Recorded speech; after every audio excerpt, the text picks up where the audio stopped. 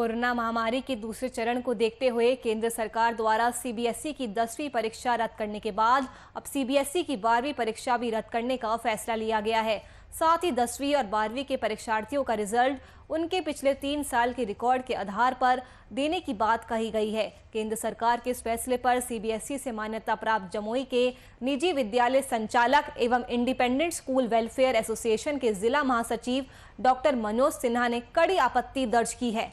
VIP news संवाददाता प्रशांत किशोर के साथ उन्होंने खास बातचीत की। क्या कुछ कहा है उन्होंने, सुनिए। कोरोना महामारी की फेज 2 आ चुकी है और केंद्र सरकार के द्वारा 10वीं की परीक्षा पहले ही बोर्ड की रद्द की गई थी और अब 12वीं की परीक्षा भी सीबीएसई की रद्द करने का निर्णय केंद्र सरकार द्वारा लिया गया है।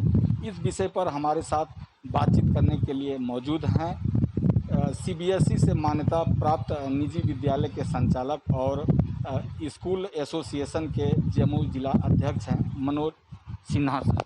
सबसे पहले हमसे बात करने के लिए आपका स्वागत है सर। धन्यवाद सर। आज जो 10वीं की परीक्षा जो बोर्ड पहले रद्द की गई थी, अब 12वीं की भी रद्द कर दी गई है केंद्र सरकार। इस निर्णय को आप लोग कैसे लेते हैं?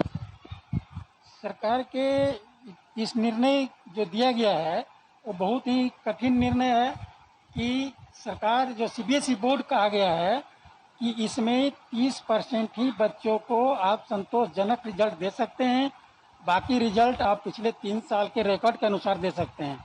ऐसी परिस्थिति में हम लोग जो हैं जो भी विद्यालय वाले हैं उन लोग के साथ परेशानी हो रही है कि गार्जियन से दबाव प्रेशर हो रहा है कि हमारे बच्चे अच्छे हैं, रिजल्ट अच्छी होनी चाहिए, लेकिन हम लोग बंधे हुए हैं कि रिजल्ट जो है 30% ही संतोष दे सकते हैं, बाकी रिजल्ट नीचे दे सकते हैं।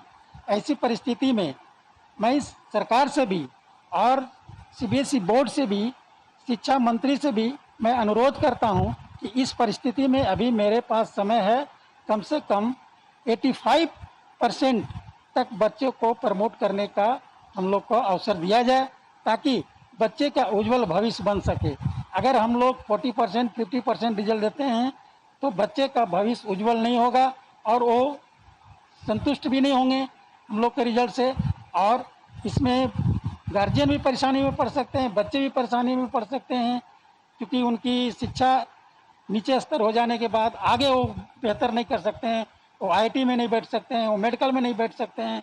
इस प्रकार यह निर्णय, आखिर इस तरह का निर्णय सरकार ने क्राइटेरिया फुलफिल करने में क्यों किए? इस तरह का नियम है चूँकि उन लोग का अपना डिसीजन हुआ सीबीएसई बोर्ड का कि जो है ऐसा बात नहीं है कि पिछले 2 साल में जो बच्चे अच्छे नहीं कर रहे थे तो इस साल भी अच्छे नहीं करेंगे, ऐसी तो बात है ही नहीं। बच्चे मेहनत किए हैं, कोरोना काल में ऑनलाइन पढ़ाई किए हैं और पिछले अक्टूबर से खोलने का जो मौका दिया गया था उसमें 10-12 के बच्चे काफ़ी मेहनत किए हैं और अच्छे रिजल्ट उन लोग को लाने का अवसर था, उन लोग ला सकते थे, लेकिन सरकार के निर्णय से हम लोग असंतुष्ट हैं। तो ये सीधे तौर पर जो निजी विद्यालय के संचालक हैं वो कह रहे हैं कि सरकार की जो अभी नीति आई है शिक्षा को लेकर, बोर्ड की परीक्षाओं को लेकर, उसके रिजल्ट को लेकर, उससे वो बिल्कुल भी सहमत नहीं हैं। वीआईपी न्यूज़ के लिए सहयोगी विजय कुमार के साथ प्रशांत।